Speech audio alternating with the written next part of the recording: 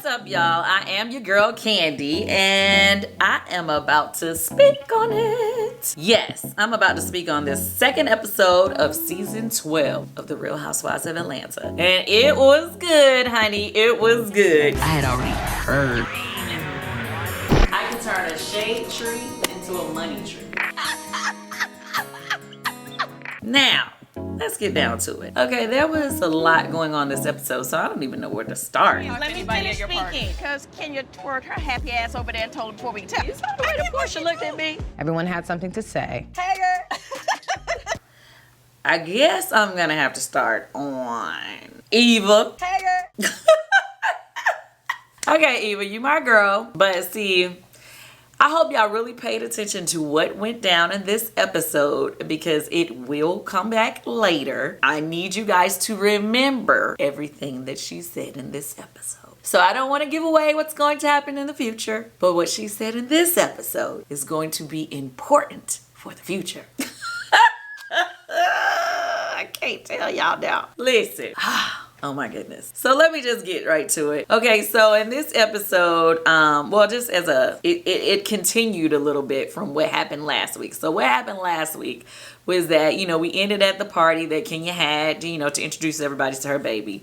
Eva obviously did not bring her daughter to the baby shower. Ooh, why did I call it a baby shower? She did not bring her daughter to the introduction of Brooklyn, and the question is why? And then I guess the question that could also be asked is whose business is it to ask what she does or where she brings her kids? That it is safe to say that I guess that's how she felt. I guess I don't know. This is a speak on it about this show, but I guess we have to kind of run along with the contradictions. Okay. So first of all, Portia was the one who asked Eva, like, where's your babies? Why you didn't bring your kids, right? And so Eva kind of like hinted to the fact, well, she doesn't really know Kenya like that, and she don't really know if she wanted to bring her kids around her because basically she was just kind of saying that, I guess she gave it kind of like a negative thing about, whether or not how she doesn't know how she feel about Kenya and the things that she's seen or heard about Kenya or whatever. Now, here's the contradiction. Eva was on The Real this week, and on The Real, she clearly said, it was no shade to Kenya.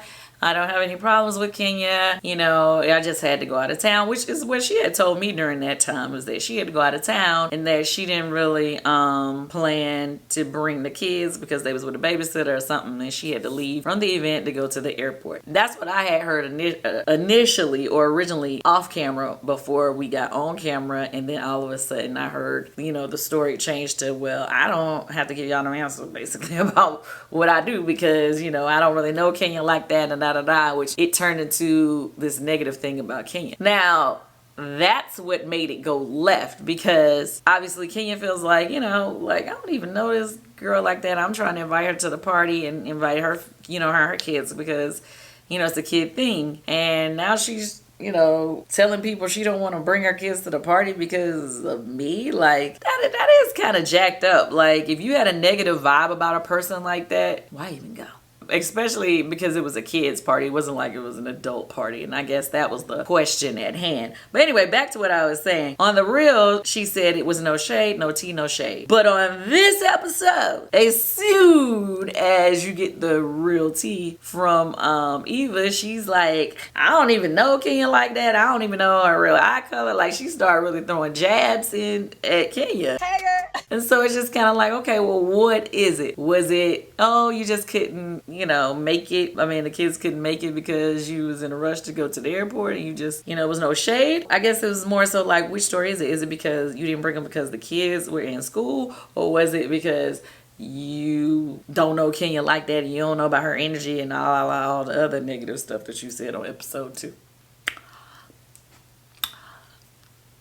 Girl, we want to know the realty. And it's so funny because, being on the show with the girls, it's like, we all have our thoughts or opinions of each other. And, sometimes, we have words with one another and sometimes, we cool one another. Now, me personally, I would say that I actually like Eva and I think she's pretty cool. But I feel like she says a lot of things a lot of times and backpedals. I said this last season watching, you guys did not believe me. And here we go again.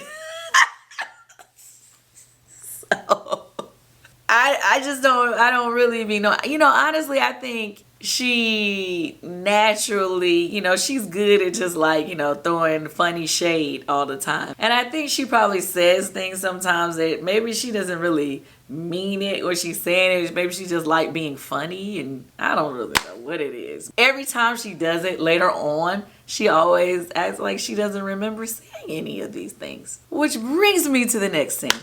Okay, so I hate to keep jumping around, so I'm gonna follow this Eva story instead of jumping to the other things that happened just yet. In the midst of the scene with Cynthia, Eva, and myself, we were meeting up for Cynthia to pick out her dress for Pride, which is where you guys are going to see Miss neneleakes, okay? Yes.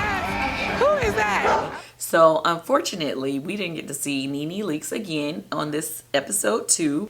Now, so we was getting the dress, but while we was getting the dress, we was having to tell Eva about the fact that the conversation kind of took a toll after she left the party. First of all, Eva was not feeling the fact that anybody questioned what she did with her children. That's a valid point. You can't really question how somebody deals with their kids or what they want to do with their kids. The only thing is, it's just kind of like people just want you to be kind of straight up with your reasoning. If you just be like, okay, my kids can make it and that's that. Okay, leave it at that. But if you want to say, my kids can make it and I don't know how I feel about her and she this and she that and da da da da, then that's when people start taking it negative and that you throwing shade. You feel me? But it didn't end there. Where it went was she threw her little shade at Kenya, and then she threw a whirlwind of shade at Porsha. Oh my lordy. That right there. Y'all think I'm laughing right now because y'all probably, some of y'all that feel like, oh, Kenny and Porsha. No, that is not why I'm laughing, honey. I'm laughing because it's something that's going to come back in the future. And once again, it has to do with my girl Eva saying things and then coming to backpedal later. But anyway, but obviously I'm sure y'all heard that Miss Porsha is not feeling what Eva said because Porsha has unfollowed Eva on Instagram. Porsha has a way of always following and unfollowing people. Like, this is what I feel about that. Obviously, Porsha and I have gone through that little phase of we used to follow each other and then we unfollowed each other. Well, she unfollowed me first and then I was like, oh, I'm not finna do all that back and forth with her. So at first I didn't unfollow her and then something else happened, so I unfollowed her as well. So we both unfollowed each other and then we followed each other back and we were back cool, and then again something else happened and then she unfollowed me, and so I said, well, fuck it, I'm unfollowing her too. And then we got back cool again. And one day she said to me, girl, we need to just follow each other again. No, ma'am. No, I do not want to follow you ever again. And it's not because I am mad at you or we have a problem. It's because she does this thing when she gets mad at you, where she wants to unfollow you, and then the whole world knows that y'all done had a problem or issue, and then everybody else has to start chiming in on the problem. Porsha, could you just start muting people? Because when you hit the unfollow button, then all the blogs picks it up and then it's an extra conversation. I don't want to follow you and I don't want you following me no more, because I'm not finna give nobody else nothing to talk about because we unfollowed or followed each other again. So I leave that to say, right now she's not following Eva. So what else happened?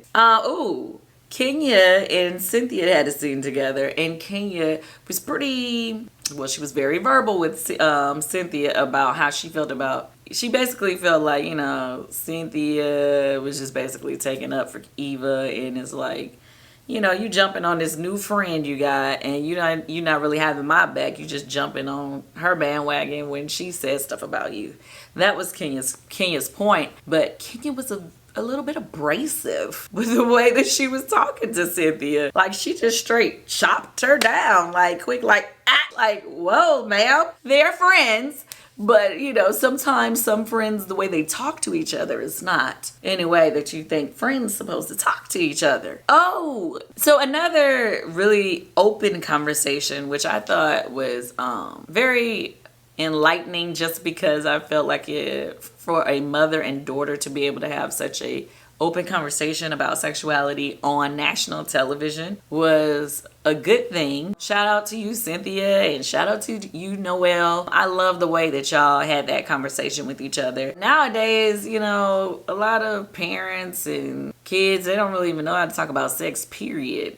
You know, especially not talk about fluid sexuality. For those of you who don't know what fluid is, then maybe you should watch this episode, because Cynthia, she basically broke it down for you. She dates who she dates, basically. She likes who she likes, and it is what it is. And I love the fact that Cynthia was so supportive and so accepting and didn't, you know, put any pressure on Noelle or make her feel any type of way. It was just real like, okay, well, okay. All right, so another situation that happened on the show that I felt was so relatable and so heartfelt. The situation that Porsha is going through with Dennis. So many women have dealt with cheating.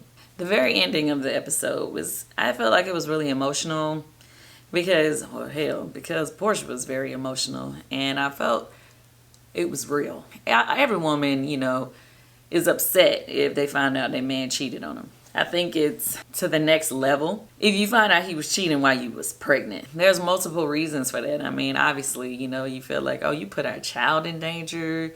You basically all in my face, rubbing my damn belly the whole time. And then, yeah, you was trying to get with some other, you know what I mean? All these things were going through her mind, obviously, and she shared that with us in this episode. But when I tell you that conversation, it made me get emotional. She made you want to slap any boyfriend that you ever had in your life that cheated, okay? You know, it's just like, child, if anybody ever did anything wrong, they need to get slapped right now. Overall, this episode got 10s across the board. It was good from beginning to end. And it touched on many different subjects in one episode, and all of them were meaningful in a different way. Okay, that's all I have to say. Make sure you subscribe to my channel and like my posts if you want me to keep putting them out. If you don't, then fuck you. But I need you to like and subscribe my channel. And until next time, thank you for watching Speak On It. I had already heard.